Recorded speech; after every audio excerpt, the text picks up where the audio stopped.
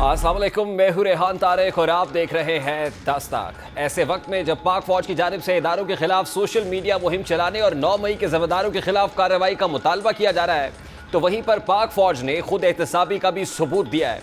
Lieutenant general retired फैज़ हमीद, जिन पर यह इल्ज़ाम लगता है कि उन्होंने 2018 में तहरीक इंसाफ को इक़्तिदार दिलाने में कलीदी किरदार अदा किया, उन पर यह भी इल्ज़ाम लगता है कि वो आर्मी चीफ बनना चाहते थे ताकि बानी PTI के इक़्तिदार को तूल दिया जा सके।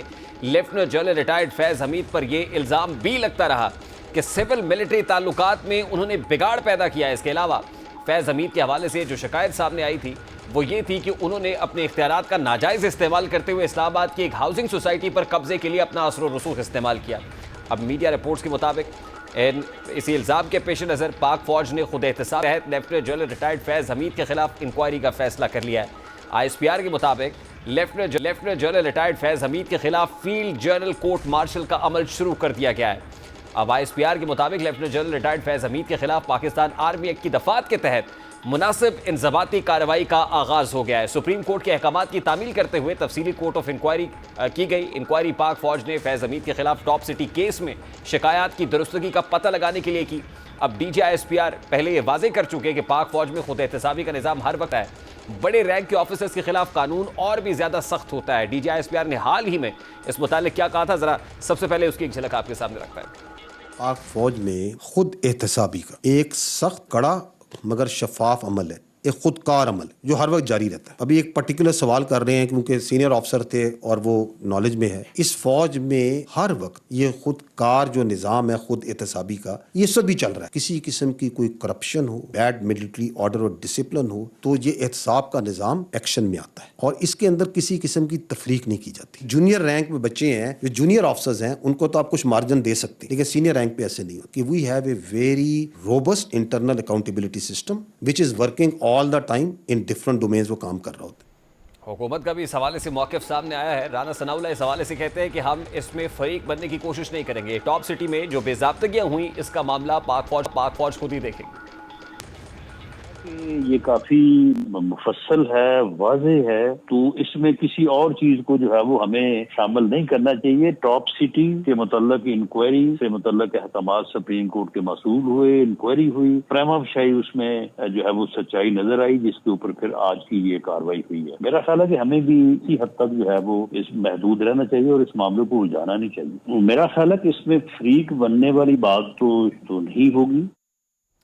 अब साबिक फौजी अफसर के खिलाफ ये इल्ज़ाम लगता है कि उन्होंने अपने भाई के साथ मिलकर इस्लामाबाद की एक हाउसिंग सोसाइटी पर कब्जे की पुष्टपनाही की। जनरल फैज़ हमीद के करीबी हलकों के मुताबिक साबिक DG ISI ने एक खातून की जानिब से उनकी ज़मीन पर कब्जे के मामले पर उनकी मदद की थी। जनरल फैज़ हमीद के भाई नजफ हमीद भी की तरदीद करते रहे। इस्लामाबाद की टॉप सिटी हाउसिंग सोसाइटी के मालिक कुंवर मुईज़ ने नवंबर 2023 में सुप्रीम कोर्ट में एक दरखास्त दायर की थी, जिसमें इल्ज़ाम लगाया गया था कि मई 2017 में जनरल फैज़ हमीद की इमा पर टॉप सिटी के दफ्तर और उनकी रिहाइशगाह पर ISI के एहलकारों ने रेड किया। कुंवर मुईज़ ने इल्ज़ाम लगाया था कि रेड के दौरान ISI एहलकार उनके घर से कीमती अशिया जिसमें गोल्ड, डायमंड और पैसे शामिल थे अपने साथ ले गए। सुप्रीम कोर्ट ऑफ पाकिस्तान ने इस मामले को संजीदा करार देते हुए दरखास्त गुजार को वजारत दिफा से रुजू करने की हिदायत की थी। कुंवर मुईज़ की पटिशन में यह भी कहा गया था कि जनरल फैज़ हमीद के भाई सरदार नजफ हमीद ने इस मसले को बाद में हल करने के लिए उनसे रब्ता भी किया, जबकि जनरल फैज़ हमीद ने भी उनसे मुलाकात की। उनके मुलाकात में जनरल फैज़ हमीद ने यह यकीन दहानी कराई कि रेड के दौरान कब्जे में ली गई कुछ चीज़ें वापस कर दी जाएंगी, लेकिन 400 तोले सोना और कैश वापस नहीं किया जाएगा। ये वाक़या उस वक्त बाज़ महफिलों में ज़ेर बहस आया और बाज़ अखबारात में इस हवाले से जो खबरें शाया हुई, उनके मुताबिक इस हाउसिंग सोसाइटी के मालिक कुंवर मुईज़ वो MKM के साथ मुंसलिक है और रेंजर्स का छापा मनी लॉन्ड्रिंग से मुतालिक था, लेकिन ये केस दब गया और ज़्यादा सामने ना आ सका। इससे कबल इस मामले में जायदा जावेद नामी खातून का मामला भी सामने आया, जिनके मुताबिक ये सोसाइटी उनके भाई की थी जो बरतानिया में वफात पा चुके हैं। इस मामले से मुतालिक सुप्रीम कोर्ट के साबिक चीफ जस्टिस साकिब निसार पर कुंवर मुईज़ पर दबाव डालने और इन चैम्बर समाअत करने का भी इल्ज़ाम था। नवंबर 2023 में सुप्रीम कोर्ट के 3 रुकनी बेंच ने यह मामला खुली अदालत में सुना और चीफ जस्टिस साकिब निसार की तरफ से इन चैम्बर समाअत को गैर कानूनी करार दिया। सुप्रीम कोर्ट ने कहा कि दरखास्त गुजार के पास रिटायर्ड आर्मी ऑफिसर के खिलाफ वजारत दिफा में जाने का ऑप्शन मौजूद है। रवा साल जनवरी में कुंवर मुईज़ ने वजारत दिफा से रुजू किया, जिस पर कार्रवाई करते हुए मेजर जनरल की सरबराही में इंक्वायरी कमेटी तश्कील दी गई। अब यकीनी तौर पर पाक फौज ने साबिक DG ISI इंक्वायरी का आगाज कर दिया है। अब पाक फौज हर सूरत इस मामले में दूध का दूध और पानी का पानी करेगी। फौज ये भी बता रही है कि इदारे के अंदर खुद एहतसाबी का अमल है और बाकी लोगों को मुतनब्बे कर रही है, और बाकी इदारों के लिए भी एक पैगाम है कि हमने तो अपने अंदर एक खुद एहतसाबी का अमल शुरू कर दिया है, आप लोग अपने अंदर खुद एहतसाबी कब करेंगे, वो सियासतदान हो या फिर वो जुडिशरी हो या फिर कोई और इदारा हो। तो इस हवाले से आज की कार्रवाई एक बहुत बड़ा मैसेज भी है, बहुत बड़ी डेवलपमेंट भी है, और इस अहम डेवलपमेंट पर बात करेंगे। अभी मुख्तसर सा अज़ान मगरिब का वक्फा है, इसके बाद वापस आते हैं और इसकी जो मुख्तलिफ डायमेंशंस है उसको एक्सप्लोर करेंगे। इस ब्रेक के बाद हमारे साथ रहेगी।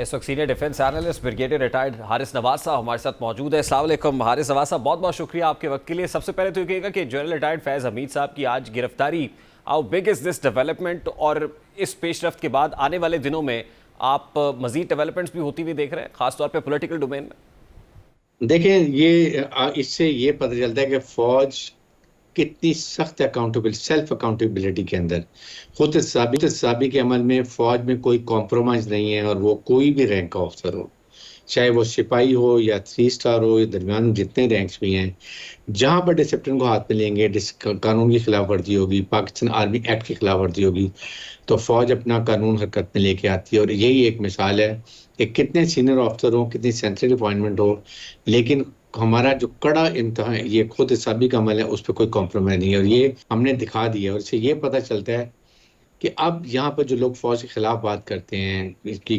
प्रोपेगेंडा करते हैं, मनफी प्रोपेगेंडा करते हैं, फ़ौज के खिलाफ बातें करते हैं, अब उनको ये देखना चाहिए कि फ़ौज खुद हिसाबी का अमल कैसे करती है और सिविल इदारों में कैसे, चाहे वो हुकूमत की ब्यूरोक्रेसी है या हुकूमत की पॉलिटिशियंस है, ये देखना चाहिए कि इसमें क्या फ़र्क है और क्या फ़र्क साफ नज़र आ रहा है।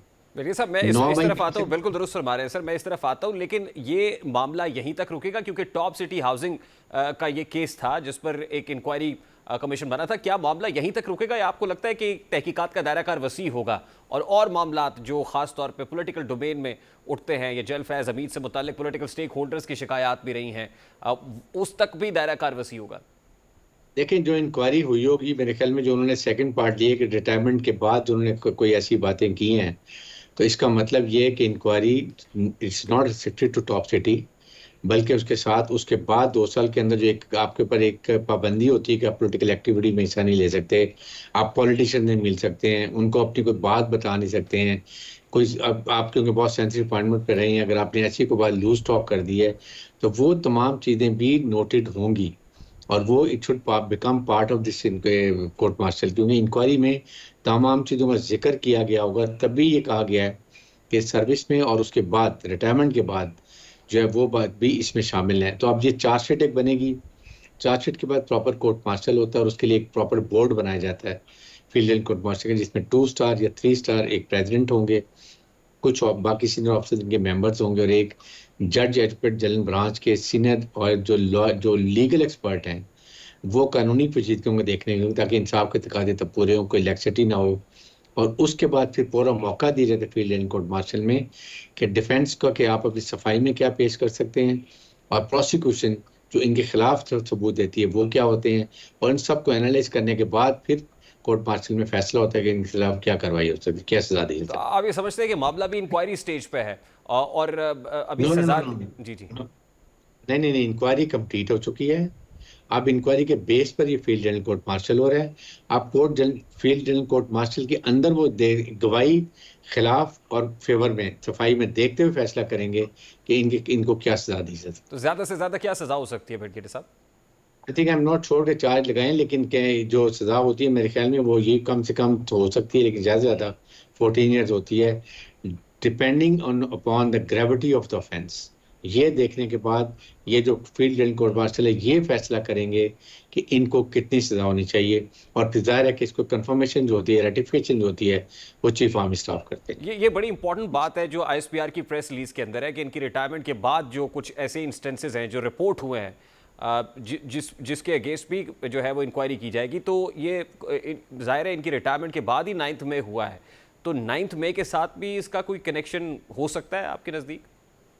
देखिए, 9 मई के साथ बिल्कुल हो सकता है, उसके बाद हो सकता है कोई इन्होंने कोई ऐसी बातें की हों, बिकॉज ये बहुत ही सेंसिटिव अपॉइंटमेंट पर रहे हैं, कोई मशवरा दिया हो या पॉलिटिकल एक्टिविटी में हिस्सा पॉलिटिशियन ने मिले हों।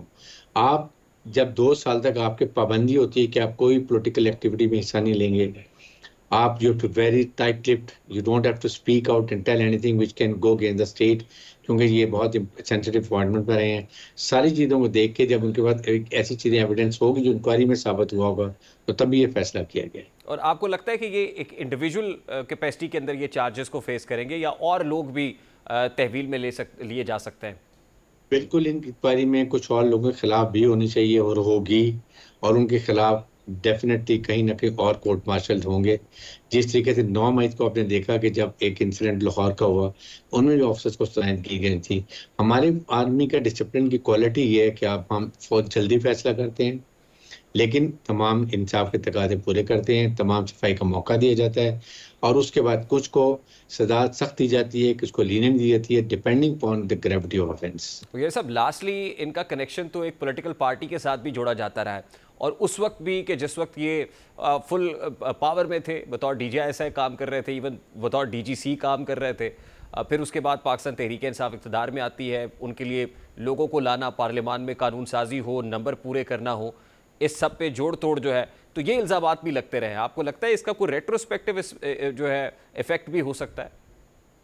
लेकिन दिस कुड बी पॉसिबल, और इसीलिए उन्होंने रिटायरमेंट के बाद भी हो सकता है इन्होंने कोई एक्टिविटी ऐसी की हो जिसमें फौज ने सर्विलेंस कर रही होती है, फौज चेक कर रही होती है, खासतौर हाई प्रोफाइल ऑफिसर्स जिनकी सेंसिटिव फंड में बैठे होते हैं, और अगर वो पॉलिटिकल एक्टिविटीज में या पॉलिटिकल एडवाइस या कुछ फौज के खिलाफ कोई ऐसी बात की हो जो कि फौज के डिसिप्लिन को, फौज के ऐसे अदारे को नुकसान पहुंचा, तो फिर वो भी इसमें शामिल होता है और वो भी इसके खिलाफ भी कार्रवाई हो सकती है। बहुत शुक्रिया। ब्रिगेडियर रिटायर्ड हारिस नवाज साहब हमारे साथ मौजूद थे। बड़ी डेवलपमेंट है जनरल रिटायर्ड फैज़ हमीद के अगेंस्ट जो कार्रवाई हुई है, इस पर पाकिस्तान तहरीक इंसाफ कैसे रिएक्ट कर रही है, या PTI इस सारी कार्रवाई को कैसे देखती है। बैरिस्टर गौहर ने इस पर कमेंट किया, वो क्या कहते हैं ज़रा वो भी आपको दिखाते हैं। उधर मखसूस नशिस्तों के फैसले और इलेक्शन तरमीमी एक्ट बिल के बाद ऐसा महसूस हो रहा है कि हुकूमत और अदलिया में तनाव बढ़ रहा है। अब अदालती फैसले अहमियत के हामिल है या फिर पार्लियामान से पास हुए नए कवानीन, इसको लेकर हुकूमत और अदलिया में महाज गर्म होता हुआ दिखाई दे रहा है, और दोनों जानिब से बराबर के जवाब दिए जा रहे हैं। पहले भी वज़ीर आज़म शहबाज शरीफ साहब ने अदलिया में मौजूद काली भेड़ों का हवाला दिया, तो एक समात में जस्टिस अतर मिनल्ला ने जवाबी रद्दअमल देते हुए कहा था कि हम ब्लैक बम्बल बीज हैं। फिर इसके बाद वज़ीर आला पंजाब मरियम नवाज़ ने भी अपनी तनकीदी तोपों का रुख अदलिया पर करते हुए कहा था कि अगर किसी ने हुकूमत गिराने की कोशिश की, सियासी अदम इस्तेहकाम पैदा करने की कोशिश की, आहनी हाथों से निपटा जाएगा। वज़ीर आज़म शहबाज शरीफ और मरियम नवाज़ इस मुतालिक क्या कह चुके हैं, ज़रा वो आपके सामने रखता हूँ। पाकिस्तान के अंदर तरक्की और खुशहाली दोबारा वापस ना आई तो ना फिर कोई जज होगा, ना कोई सियासतदान होगा, मगर चंद काली भेड़े जो इमरान नियाजी के लिए तुले हुए हैं। आज दिन रात ये मशवरे होते हैं कि किस तरह इसको जमानत पर रहा करके इसके तमाम जुराइम खत्म कर दिए जाएं। जिस शख्स को आप वापस लाना चाहते हो वो शख्स इस कौम का मुजरिम है। आपके लिए हम इतना आसान नहीं होने देंगे। इंशाअल्लाह ताला ये हुकूमत 5 साल पूरे करेगी। किसी ने इसको डिस्टेबलाइज करने की कोशिश की, किसी ने रखना डालने की कोशिश की, किसी ने पॉलिटिकल इंस्टेबिलिटी लाने की कोशिश की, तो उसके साथ आईनी हाथों से निपटा जाए। हुकूमत का ये रद्दअमल मखसूस नशिस्तों के फैसले के बाद का था, जिसमें नून लीग अदलिया को लेकर जारहाना मूड में नजर आई, और अब इलेक्शन तरमीमी एक्ट बिल के बाद एक बार फिर से हुकूमत और अदलिया एक दूसरे के आमने सामने आ गए हैं। अब की बार मुस्तकबिल में बनने वाले चीफ जस्टिस मंसूर अली शाह ने एक तकरीब से खिताब करते हुए कहा कि सुप्रीम कोर्ट के फैसलों पर अमल दरामद होना चाहिए। अगर अमल दरामद नहीं होगा तो फिर नताइज भी भुगतना पड़े। जस्टिस मंसूर अली शाह ने इस्लामाबाद में मुनक़िदा एक तकरीब से खिताब करते हुए क्या कहा था, ज़रा वो भी आपको दिखाते हैं। बिल्कुल क्लियर कर लें कि कभी हो नहीं सकता कि सुप्रीम कोर्ट की जजमेंट इम्प्लीमेंट ना हो। ये आइन की खिलाफ वर्जी होगी अगर ऐसा सोचा जाएगा। अथॉरिटी ड्रॉ करती है सुप्रीम कोर्ट आइन से, किसी और डॉक्यूमेंट से नहीं। किसी के पास चॉइस नहीं है कि वो बयान करे कि ठीक नहीं है या गलत है। आइन कहता है कि ये जजमेंट है, ये जजमेंट इम्प्लीमेंट होनी है, यही तरीका है। या फिर चेंज कर दें सारा स्ट्रक्चर, कुछ और बना लें। इसकी इज्जत भी करनी जरूरी है, ऑब्लिगेशन है हमारी कि हम इस बैलेंस को बराबर रखें। तो नया निज़ाम बनाना चाहते हैं तो पहले बना लें, फिर बात करेंगे उस सिलसिले में। अब जस्टिस मंसूर अली शाह के इस बयान को मखसूस नशिस्तों के केस में दिए जाने वाले अक्सरियती फैसले की रोशनी में देखा जा रहा है। जाहिर है इस वक्त हुकूमत का यह दावा है कि इलेक्शन तरमीमी एक्ट के बाद अब अदालती फैसले की कोई हैसियत नहीं रहेगी, और कानूनी माहिरीन की राय भी इस पर तकसीम है। लेकिन जाहिर है अदलिया की बात सफ़ों से भी ये आवाज़ उठ रही है कि अदलिया का फैसला हरफ़ आखिर है। अब जस्टिस मंसूर अली शाह के इस बयान पर यह सवाल भी उठ रहा है कि अगर मखसूस नशिस्तों के केस के फैसले पर अमल ना किया गया तो फिर हुकूमत पर तौहीन अदालत लग सकती है। जस्टिस मंसूर अली शाह के इस बयान के बाद हुकूमत की जानिब से भी रद्दअमल दिया जा रहा है। सेनेटर इरफान सिद्दीकी अपने एक्स अकाउंट पर ट्वीट करते हुए लिखते हैं कि जस्टिस सैयद मंसूर अली शाह ने फरमाया कि अदालती फैसलों पर अमल दरामद लाजमी आईनी तकाजा है। इंतजामिया के पास इन फैसलों पर अमल करने के सिवा कोई चॉइस नहीं। इस तरफ चल पड़े तो आईनी तवाज़ुन बिगड़ जाएगा। आली मरतबत जज साहब से 100% इत्तफाक करते हुए सिर्फ इतनी रहनुमाई मतलूब है कि क्या अदालती फैसलों का आइन और कानून के मुताबिक होना भी आइनी तकाजा है या नहीं।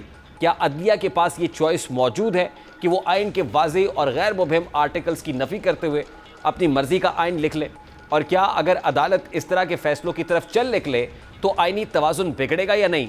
अब इसी तरह राना सनाउल्लाह ने भी जस्टिस मंसूर अली शाह की बात का जवाब देते हुए कहा है कि जज का काम तकरीर करना नहीं, पार्लियामान जो कानून बनाएगी अदालत इसके मुताबिक फैसला करेगी। अब मुस्लिम लीग नून तो ये इल्ज़ाम लगाती है कि अदलिया के जरिए एक मखसूस जमात की सहूलतकारी होती रही है और अब भी ये गिला किया जा रहा है। माजी में भी नून लीग ने अदलिया के किरदार पर सवाल उठाए और फिर से ये सिलसिला जारी है। ऐसर इकबाल भी माजी का हवाला देते हुए कह रहे हैं कि चंद जजेस और जर्नैलों की बेगमात और बच्चों पर एक अनाड़ी को मुसल्लत किया गया। जर्नैलों और जजों ने अपनी बेगमात और बच्चों के कहने के ऊपर एक अनाड़ी को मुसल्लत करके उस तरक्की के पूरे अमल को सबोटाज कर दिया। उस शख्स ने जो आज अडयाला जेल में है और उसी सेल में है कि जहां उसने मुझे बंद किया था। अब इस वक्त मुल्क में सियासी अदम इस्तेहकाम है। ऐसे में दो इदारों का आपस में तसादुम मुल्की हालात के लिए कोई नेक शगुन नहीं है। बुनियादी तौर पर इस वक्त हुकूमत ये सोच रही है कि पार्लियामान सुप्रीम है और पार्लियामान में किए जाने वाले फैसले हरफ आखिर हैं जिनको अदालती फैसलों के जरिए तब्दील नहीं किया जा सकता। अदलिया में भी ऐसी सोच पाई जाती है। चीफ जस्टिस काजी फ़ायज़ ईसा भी कई मौक़े पर इस बात का बरमला इजहार कर चुके हैं कि पार्लियामान हर तरह से सुप्रीम है। लेकिन जस्टिस मंसूर अली शाह के बयान को देखें तो ऐसा लग रहा है कि आला अदलिया में एक सोच ये भी पाई जाती है कि अदलिया के फैसलों को कानून साजी के जरिए तब्दील नहीं किया जा सकता। अब सुप्रीम कोर्ट के जजेस ने हुकूमत के साथ इलेक्शन कमीशन को भी जवाब दिया है। सुप्रीम कोर्ट ने पंजाब के कौमी असम्बली के 3 हलकों में दोबारा गिनती के केस का तफसीली फैसला जारी कर दिया है जो chief justice of Pakistan justice Qazi तहरीर किया है। सुप्रीम कोर्ट का कहना है कि इलेक्शन कमीशन के चेयरमैन और मेंबरान एहतराम के हकदार हैं, मगर बदकिस्मती से कुछ जजेस इस पहलू को नज़रअंदाज करते हुए तज़हीक आमेज़ रिमार्क्स देते हैं। सुप्रीम कोर्ट के अक्सरियती फैसले में कहा गया है कि इलेक्शन कमीशन आईनी इदारा है और इलेक्शन कमीशन के चेयरमैन और मेंबरान एहतराम के हकदार हैं, मगर बदकिस्मती से कुछ जजेस इस पहलू को नज़रअंदाज करते हुए तज़हीक आमेज़ रिमार्क्स देते हैं। अक्सरियती फैसले में मजीद कहा गया कि हर आईनी इदारा और आईनी ओहदेदार एहतराम का मुस्तहिक है। इदारे की साख में उस वक्त इजाफा होता है जब वो एहतराम के दायरे में फ़राइज़ सर अंजाम दे। अब शाहिद खान अब्बासी भी फरमा रहे हैं कि मुल्की मसाइल का हल आइन के दम है। जब तक आइन पे अमल नहीं होता मुल्क तरक्की नहीं कर सकता। हुकूमत अवाम के गिर्द घूमनी चाहिए, अरबाब इक़्तिदार के गिर्द नहीं। इन सब की बुनियाद आइन के अंदर है। अगर आज आप एक हल ढूंढना चाहते हैं मुल्क के मसाइल का, वो आइन के अंदर है। जो मुल्क आइन तोड़ते हैं वो नहीं चल सकते। और आज मुल्क क्यों नहीं चलता? क्योंकि हर एहलकार हर रोज अपना हलफ तोड़ता है। अगर आप इसको दुरुस्त नहीं करेंगे ये मुल्क तरक्की नहीं करेगा। अब पर्टिकुलरली आज जो जस्टिस काजी फ़ायज़ ईसा की अदालत से 3 नशिस्तों से मुताल्लिक फ़ैसला आया है जिसमें रिवर्स किया गया और पाकिस्तान मुस्लिम लीग नून के 3 MNAs को, वो NA 78 हो या NA 154 लोधरा हो, उनको रिस्टोर किया गया है। तो पाकिस्तान तहरीक इंसाफ के लिए एक सेटबैक ज़रूर है। शायद यही वजह है कि पाकिस्तान तहरीक इंसाफ मुसलसल चीफ जस्टिस ऑफ पाकिस्तान पर अदम एतमाद का इजहार कर रही है। इस हवाले से पाकिस्तान तहरीक इंसाफ का मौक़िफ़ क्या है, ज़रा वो भी आपके सामने रखते हैं।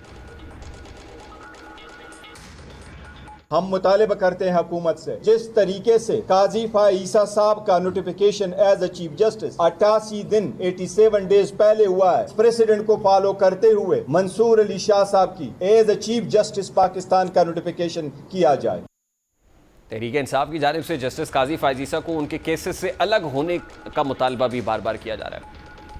सुप्रीम कोर्ट के फैसले पे हम इतना जरूर कहना चाहते हैं कि पिटीशनें पेंडिंग थी, हमारे कैंडिडेट हमारे MNA साहिबान रेमेडीलेस हो जाएंगे। बेहतर होता सुप्रीम कोर्ट डायरेक्ट करती कि वही पिटीशनों पे फैसले होते। हम समझते हैं इंसाफ के तकाजों के मुनाफी है। हम चूंकि एक सियासी पार्टी हैं और हम अपनी जद्दोजहद कानून के दायरे में, आइन के दायरे में रखना चाहते हैं, इसका मतलब ये नहीं है कि हम बिल्कुल हथियार डाल देंगे। फ़ायज़ ईसा साहब अपने आप को खान साहब की मार्फत के तमाम केसेस से अलग करें, लेकिन उसके बावजूद वो अपने आप को अलहदा नहीं कर सके। जो ख्यालात और आपकी जो ओपिनियन हमारी पार्टी के बारे में है, उसके वाजे होने के बाद क्या ये कानूनन क्या ये मुनासिब है कि उसके बाद भी आप बैठ के हमारे केसेस के बेंचेस में हमारे केसेस को सुने? असूल ये बनता था कि जब आपने बल्ला हमसे छीना, हमसे स्पेशल सीट के मुकदमे में आप हमारी मुखालफत में थे, आज फिर आपने फैसला हमारे खिलाफ किया। असूल ये बनता है आप उस बेंच का हिस्सा ना।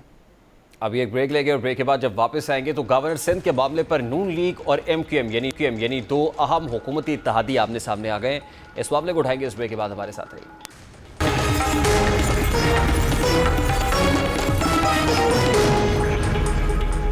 गवर्नर सिंध को लेकर हुकूमती इत्तेहाद को बड़ा झटका लग सकता है, क्योंकि मीडिया रिपोर्ट्स के मुताबिक गवर्नर सिंध कामरान टिसौरी को नून लीग तब्दील करके अपना गवर्नर सिंध लगाना चाहती है।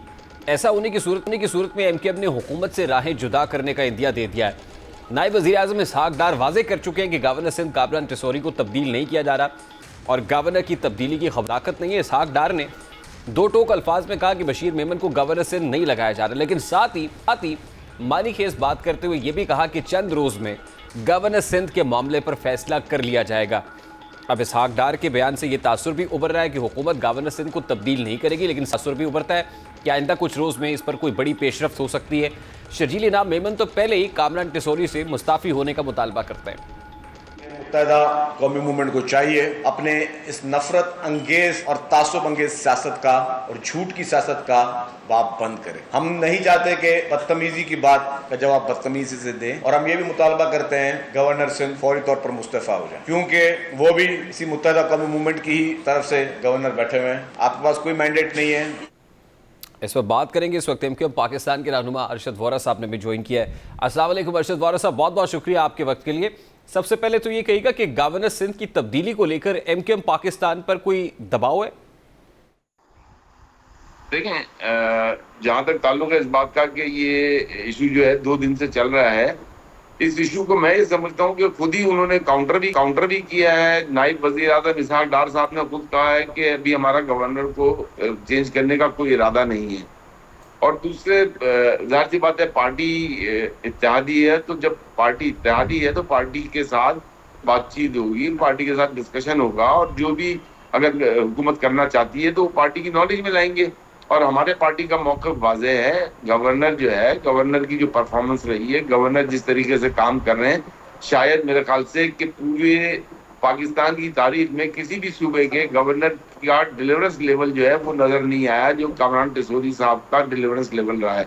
जिस तरीके से 50,000 बच्चा आज जो है आर्टिफिशियल इंटेलिजेंस का कोर्स कर रहा है, जिस तरीके से जो है लाखों खानदानों को राशन का प्रोग्राम दिया गया है, और गर्ज ये कि मुलाजमतों के हवाले से फिर लोगों को जो है अरशद वोरा साहब, और किसी देखिए तमाम सूबों में गवर्नर्स की तब्दीली हुई, सिंध में तब्दीली भी तो नहीं हुई है। तो जिस वक्त MQM की हुकूमत के साथ बातचीत हुई थी तो ये टर्म्स एंड कंडीशंस में शामिल थी कि गवर्नर MQM का होगा?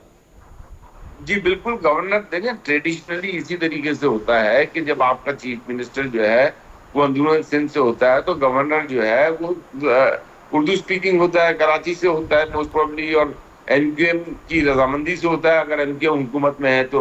अभी MQM हुकूमत का हिस्सा है तो MQM के साथ रजामंदी के बगैर तो ये गवर्नर की तब्दीली का मैं नहीं समझता कि कोई फैसला हो सकता है। और अभी आपने फारूक सत्तार साहब का भी बयान देखा होगा कि अगर तो इस किस्म का फैसला हमें अगर एतमाद में लिए बगैर किया गया तो फिर हम हुकूमत से अलग होने का फैसला भी कर सकते हैं। और ये बात आपने हुकूमत पे वाजे कर दी जब ओपनली फारूक सत्तार साहब जो कि सीनियर वाइस चेयरमैन हैं पार्टी के, उन्होंने एक बात जो है मीडिया पे की है, ये एक अहमियत है। नहीं अरशद वोरा साहब, ये बातें मीडिया पे ही हो रही हैं या इत्तेहादी हैं? तो बैठ के बातचीत भी यानी अक्रॉस द टेबल भी कोई बात हुई है या सिर्फ मीडिया पे बयान आती है? देखिए अभी तक तो जो है अगर तो इस इश्यू में कोई सदाकत होती तो फिर बैठ के बात करते। इस इश्यू में मैं ये समझता हूँ कि अभी कोई सदाकत है नहीं। होती तो डेफिनेटली मैं ये नहीं समझता कि PMLN जो है वो इतनी अनप्रोफेशनल है कि वो जो है अपने इत्तेहादियों से बात भी नहीं करेगी और इस किस्म के फैसले करेगी।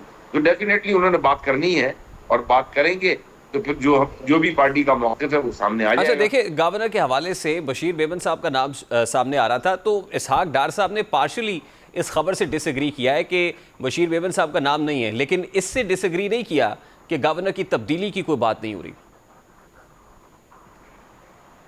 देखिए, वो उनका अपना एक मौका हो सकता है। मैं यही आपको अर्ज कर रहा हूँ कि जब एमक्यूएम एक इत्तेहादी है, हुकूमत की इत्तेहादी है और एक इम्पोर्टेंट इत्तेहादी है, जाहिर सी बात है कि कराची शहर को टोटली 90% एमक्यूएम रिप्रेजेंट कर रही है। और कराची जो है न सिर्फ सूबे सिंध का कैपिटल है, बल्कि कराची जो है वो पाकिस्तान की मुआशी शहरक भी है। तो कराची जिसको रिप्रेजेंट मुत्तहिदा कौमी मूवमेंट इस वक्त कर रही है, मुत्तहिदा कौमी मूवमेंट की मर्जी के बगैर मैं नहीं समझता कि कोई भी ऐसा फैसला होगा जो कि मुत्तहिदा कौमी मूवमेंट को काबिल कबूल नहीं होगा। इस किस्म का कोई भी फैसला मैं नहीं समझता कि हो सकता है। और फिर बात वही आ जाती है कि क्या आपके पास कोई बेहतर चॉइस है। और ये कहीं लिखा हुआ कोई थोड़ी है कि गवर्नर जो है अगर हुकूमत नहीं आती है तो गवर्नर को चेंज होना चाहिए। आगे पहले भी मिसालें हैं, 14 साल तक लोग गवर्नर रहे सूबे के, तो इसमें कोई दो राय नहीं। लेकिन नेचुरली पाकिस्तान मुस्लिम लीग नून भी अपने फुटप्रिंट्स स्ट्रॉन्ग करना चाहेगी ना। मतलब वो सिंध में या कराची में अगर नहीं है तो वो चाहेगी कि उसके फुटप्रिंट्स हों यहाँ पर।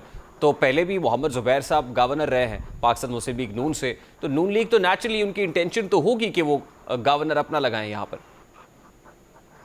देखिए, जिस वक्त मोहम्मद जुबैर रहे हैं गवर्नर, उस वक्त जो है एमक्यूएम हुकूमत का हिस्सा नहीं थी और आज एमक्यूएम हुकूमत का हिस्सा है। जहां तक ताल्लुक है आपका ये कहना, ठीक है, पीएमएलएन का हक है कि वो किसी भी शहर में अपनी पेनिट्रेशन के लिए, किसी सूबे में भी अपनी पेनिट्रेशन के लिए वो जो है प्लानिंग कर सकती है। तो वो प्लानिंग सिर्फ गवर्नर लगाकर नहीं होती। बहुत बहुत शुक्रिया अरशद वोरा साहब हमारे साथ मौजूद थे, एमक्यूएम पाकिस्तान के रहनुमा। अभी एक ब्रेक लेंगे और ब्रेक के बाद जब वापस आएंगे तो पेट्रोल की कीमतों से मुताल्लिक अहम खबर है आपके साथ शेयर करेंगे। इस ब्रेक के बाद हमारे साथ